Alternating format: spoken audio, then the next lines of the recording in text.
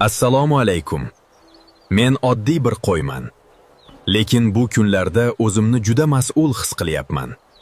Alloh taolo aytdi: "Biz har bir ummat uchun qurbonlik qilishni buyurdik. Men o'sha buyruqning bir qismiman. Odamlar kelib tishimni ko'radi, oyog'imni tekshiradi. Bilasizmi nima uchun? Chunki Allohga faqat eng yaxshisi beriladi." Payg'ambarimiz aytdilar: "Qurbon hayit kuni qon to'kishdan sevimli amal yo'q. Men o'sha amalning bir qismiman. Men bir yoshdan kattaman, sog'lomman, baquvvatman. Kasal yoki ozib ketgan qo'y qurbonlikka yaramaydi. Allohga eng yaxshisi kerak." Alloh taolo aytdi: "Uni sizga bo'ysundirdik, shoyat shukr qilsangiz." Men shu bo'ysunishning timsoliman. Odamlarni ba'zilari so'raydi, bu shafqatsizlikmi? Yo'q. Alloh rahmatni hamma narsaga buyurgan.